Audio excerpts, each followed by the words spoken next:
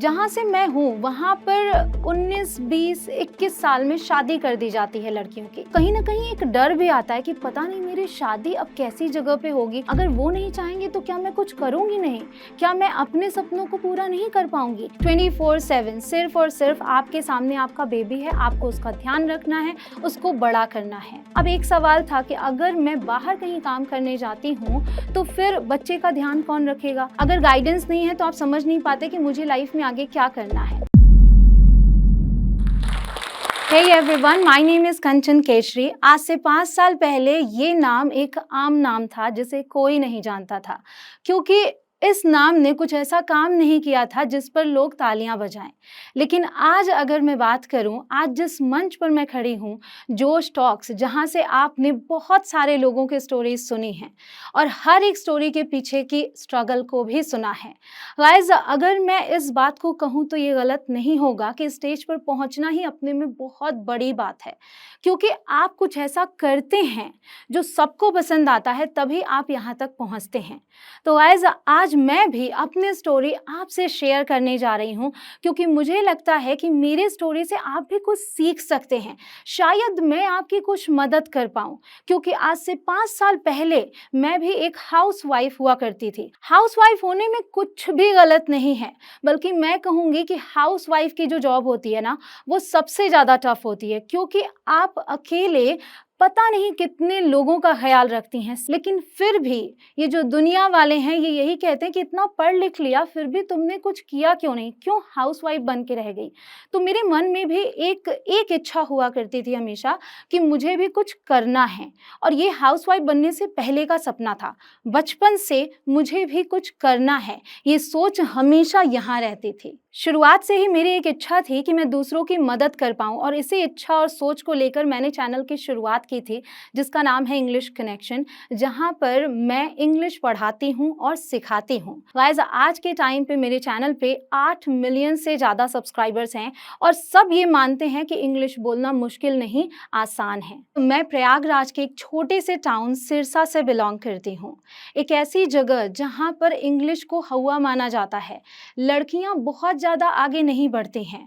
अब तो फिर भी समय बदल गया है। जब मैं छोटी थी उस टाइम पर मेरा जो मकान था वो कच्चा मकान था, मिट्टी का घर। कच्चा मकान आप सभी जानते हैं कि बारिश के टाइम पे छत टपकने लगती है, फिर आप नीचे बाल्टी वगैरह रख के किसी तरीके से मैनेज करते हैं। मैंने अपनी माँ को सब कुछ मैनेज करते हुए देखा है, और वहीं से शायद एक अंदर एक ख्याल आता है कि मुझे कुछ करना है ताकि मैं इस कच्चे मकान को पक्के मकान में बदल सकूं। जब इस सोच के साथ आप आगे बढ़ते हैं, सो आई एम श्योर कि कोई भी अगर इस तरीके से ठान लेता है तो लाइफ में जरूर कुछ ना कुछ करता है। एक चीज मेरे साथ हमेशा से अच्छी रही कि मेरी माँ टीचर रही हैं, और वहां से जो मुझे इंस्पिरेशन मिलती रही पढ़ने की और पढ़ाने की भी। तो बचपन से ही मम्मा मुझसे पहले भी बोला करती थी कि कंचन तुम बड़े हो के पढ़ाना। अगर मैं ये आपको बताऊं कि बचपन में मेरा इंटरेस्ट पढ़ाने में नहीं था, लेकिन पढ़ने में बहुत ज़्यादा था। आप मुझे बुक वॉर्म भी बोल सकते हैं। मतलब मुझे किताबों से बहुत प्यार था, और ये जो लाइन होती है ना कि किताब आपका सच्चा मित्र होता है, तो वो चीज़ मेरे अंदर था। जब आपके पेरेंट्स में से कोई एक टीचर होता है ना, तो उसके प्रोज भी होते हैं, कॉन्स भी होते हैं। मतलब कि आप कितनी भी मेहनत कर लें, लोग आपको इस चीज़ से जज करने वाले हैं कि आपकी मदद आपके पेरेंट ने की है। दैट मीन्स कि अगर आप क्लास में फर्स्ट आते हैं तो और क्लास के बच्चे ये कहने वाले हैं आपको कि आपकी मदद की गई है, आपको पेपर दिखाया गया है तब आप फर्स्ट आए हैं, आप में इतना जज्बा नहीं है। जब मैं प्राइमरी स्कूल से आगे बढ़ी, जहाँ पर मेरी मम्मा टीचर नहीं थी, वहाँ भी इस चीज़ को साबित करने की ज़रूरत थी, लेकिन साबित करने के हिसाब से नहीं चलना था। मैं साबित करना नहीं चाहती थी, मैं केवल और केवल अपना बेस्ट देती थी। जब भी आप किसी भी चीज़ में अपना बेस्ट देते हैं, let me tell you guys, आप हमेशा सबसे अच्छा करते हैं। सबसे अच्छा नहीं बनना है, अपने से ही बेहतर बनना है। इस चीज़ को हमेशा फॉलो कीजिए। I always say better yourself. जहाँ से मैं हूँ वहाँ पर 19, 20, 21 साल में शादी कर दी जाती है लड़कियों की। मेरे खुद की दोनों दीदियों की शादी 20 साल की उम्र में हो गई थी। तो कहीं न कहीं मेरे ज़हन में भी ये चल रहा था कि ग्रेजुएशन होते ही मेरी भी शादी कर दी जाएगी।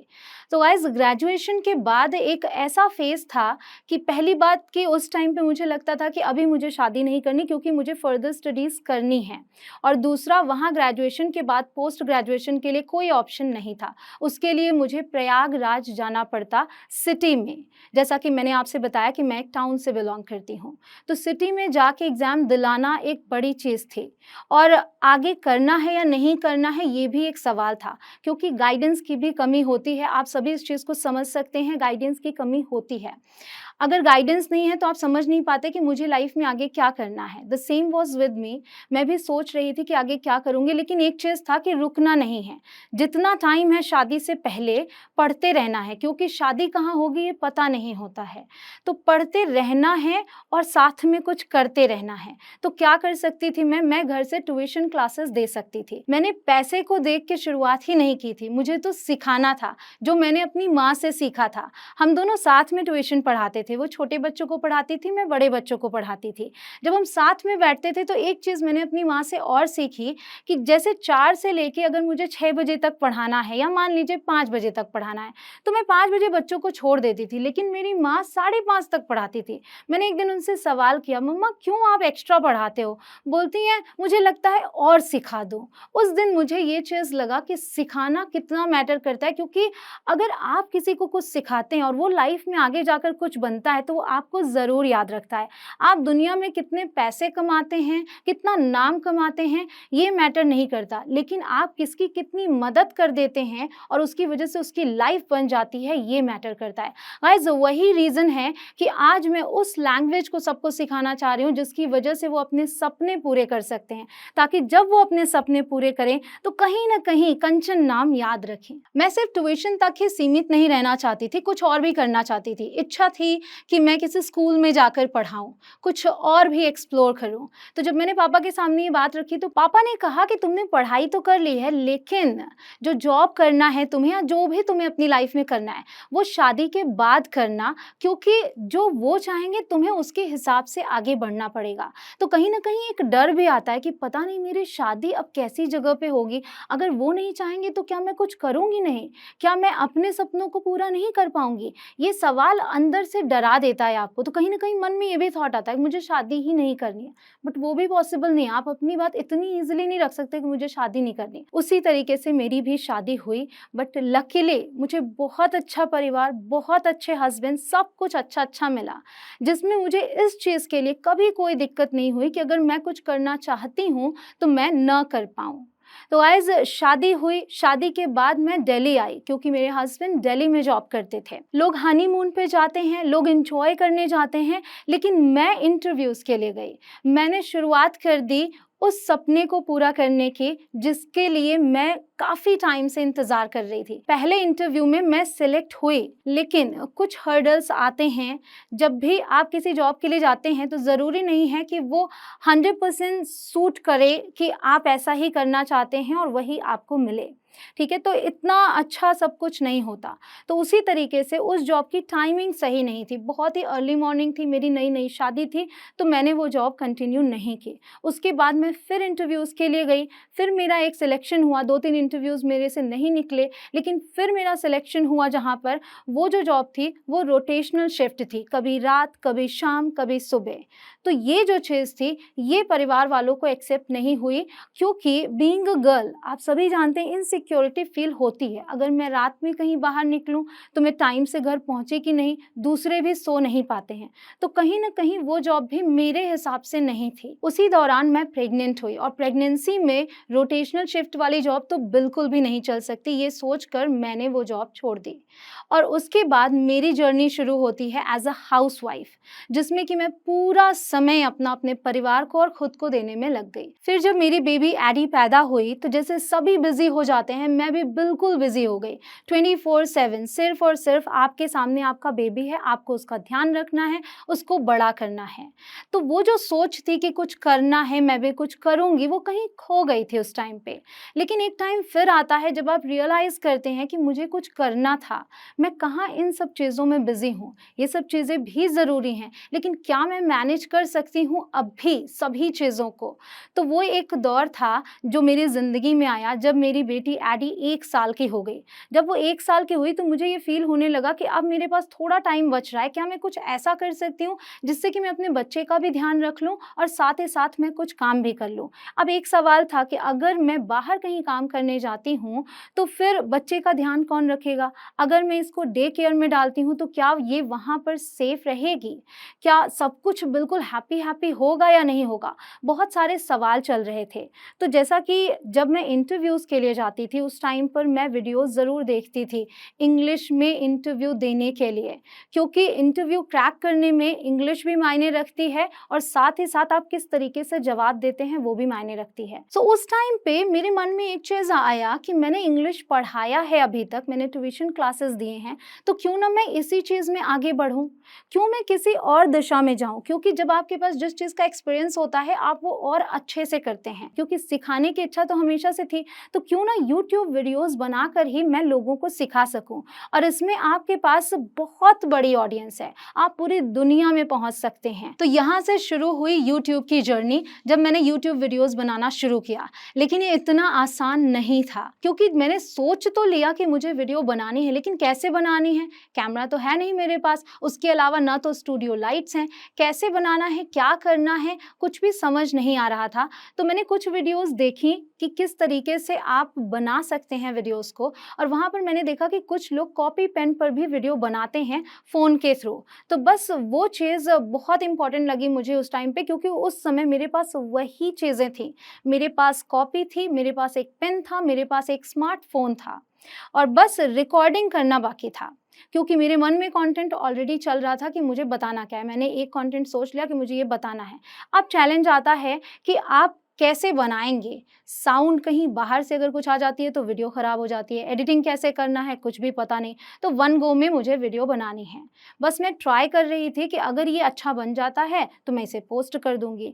लेकिन एक गो मतलब वन गो में आपको बिना किसी कटिंग के वीडियो बनानी है, ये सबसे बड़ा चैलेंज था, जहाँ मेरे पास 1 साल की बच्ची थी। तो दोपहर में मैंने बेबी को सुलाया, फ़ैन ऑफ किया और फ़ोन को कुछ इस तरीके से पकड़ा और नीचे लिखना शुरू किया। रिकॉर्डिंग करती जा रही हूँ और लगातार बोलना है, लेकिन बाहर से हॉर्न की आवाज़ आ रही थी, क्योंकि हम एक ऐसे घर में रहते थे जो बिल्कुल चौराहे के बगल में, मतलब दिन भर गाड़ियों की आवाज़ आती रहती थी, और जो हमारा घर था वो भी छोटा-सा था, टॉप फ्लोर पे 1 रूम किचन सेट था।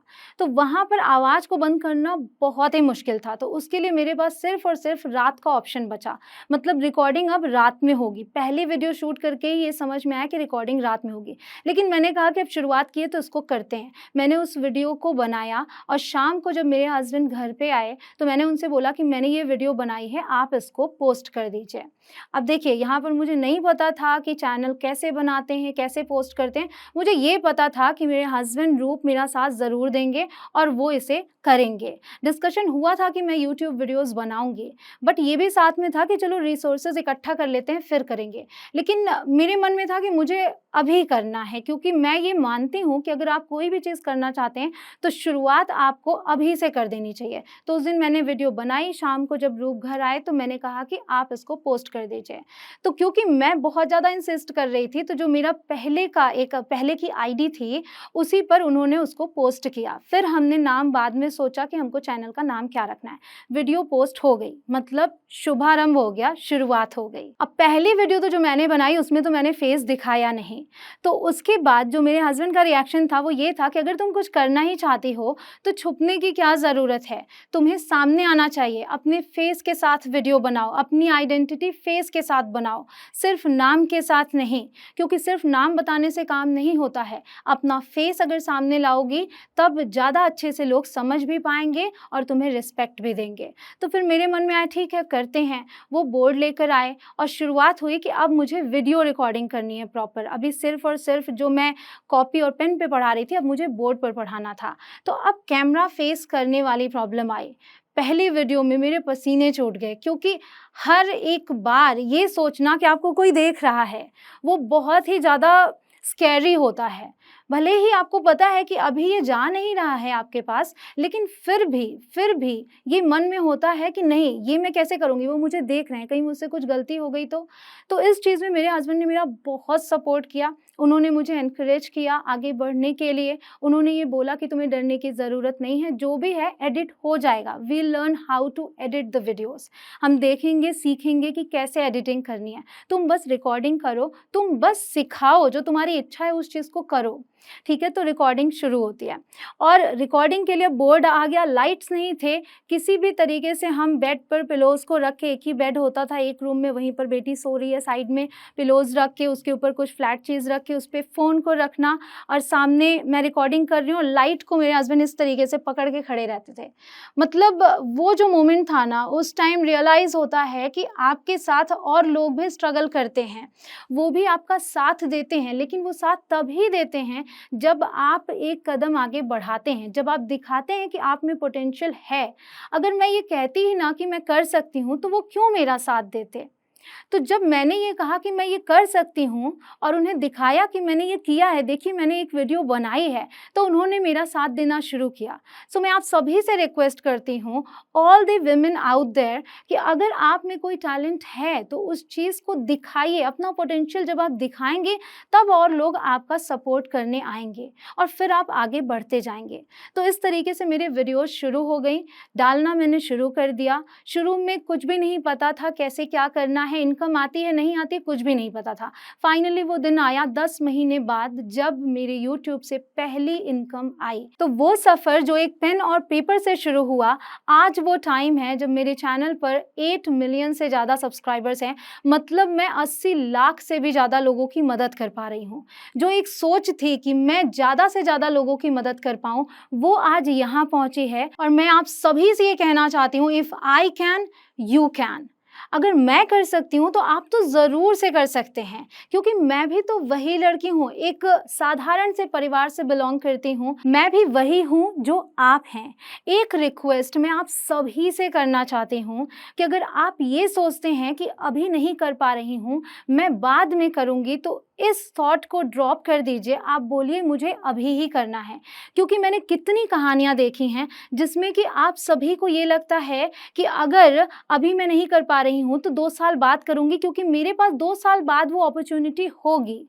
और कई बार ये होता है कि आप कहते हैं शादी के बाद करूँगी, शादी के बाद बेबी हो जाता है, फिर आप कहते हैं कि जब बेबी 5 साल का हो जाएगा फिर करूँगी। लेकिन 5 साल का जब तक आपका बेबी होता है तब तक आप सारी चीज़ें पीछे छोड़ आए होते हैं। आप ये कहते हैं कि अब तो मैं भूल गई हूँ, अब मैं कैसे करूँगी, अब नहीं होगा मुझसे। इसीलिए मैं कहती हूँ कि जब भी आपको लगता है कि आप कर सकते हैं, उसी टाइम पे आपको शुरुआत कर देनी है, उसी टाइम पे, द वेरी डे। मतलब आज थॉट आया है ना, तो आज ही शुरुआत कीजिए। अगर आपको इस वीडियो को देख के थॉट आ रहा है कि मैं भी कुछ कर सकती हूँ, तो जो आप कर सकती हैं उसकी शुरुआत आज से, अभी से कर दीजिए। अगर आप भी इस वीडियो के एंड तक आ गए हैं तो मेरी तरह आप भी इंस्पायर जरूर हुए होंगे। दोस्तों, आपको पता है हम सब बड़े सपने देखते हैं, लेकिन हम में से कुछ ही लोग हैं जो अपने सपने को पूरा कर पाते हैं। और आपने कभी नोटिस किया है, जो भी लोग अपने गोल को अचीव कर पाते हैं उनमें एक कॉमन स्किल होती है। वो क्या है? अच्छी कम्युनिकेशन स्किल्स और इंग्लिश बोलने की स्किल। और अब हम भी इस स्किल को मास्टर कर सकते हैं जोश स्किल्स ऐप के साथ। यहाँ पे हमें daily vocabulary, grammar, reading, writing practice के साथ साथ अपने ही जैसे लाखों स्टूडेंट के साथ इंग्लिश में बात करने का भी मौका मिलता है। इससे हम अपनी इंग्लिश की फ्लुएंसी जो है वो इम्प्रूव कर सकते हैं। तो चलिए आज ही अपने सपने की ओर पहला कदम लेते हैं भारत के number 1 spoken English learning app जोश स्किल्स के साथ।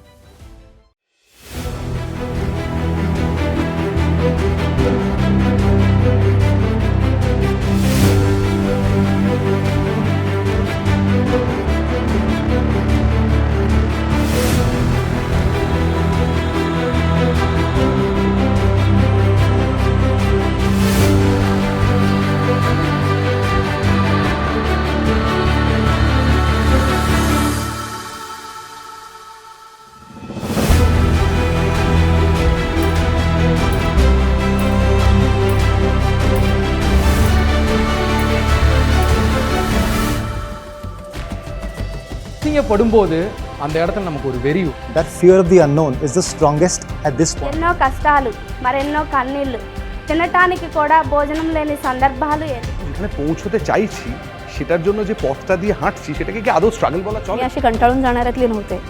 एक बार मैंने डिसाइड कर ली तो मैं अपनी भी नहीं सुनती. ಜೀವನದ ಸಿಚುವೇಶನ್ ಅಲ್ಲಿ ಏನೇನು ಕ್ವಶನ್ಸ್ ಬರುತ್ತೋ ನನ್ನ ಜೀವನದ ಕತೆ ಮೂಲಕ ಆನ್ಸರ್ ಮಾಡೋಣ ಅಂತ ਇਹਦੇ ਚੈਨਲ ਦੇ ਉੱਪਰ ਇਹੋ ਜਿਹੇ ਇਨਸਾਨਾਂ ਨੇ ਆਉਣਾ ਜਿਹੜੇ ਜ਼ੀਰੋ ਤੋਂ ਚੱਲ ਕੇ ਆਪਦਾ ਉੱਪਰ ਤੱਕ ਪਹੁੰਚੇ. दोस्तों, जिंदगी में आपको कोई जगह नहीं देता है, आपको अपनी जगह खुद बनानी पड़ती है.